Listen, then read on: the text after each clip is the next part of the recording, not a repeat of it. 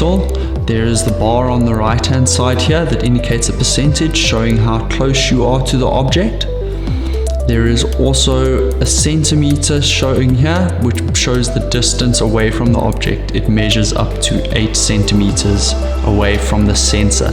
So that will be either the depth or the distance across at the depth as well, diagonally.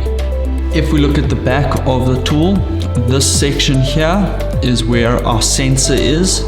So running straight down the middle in each direction is going to be your most sensitive area, that being the center of the sensor.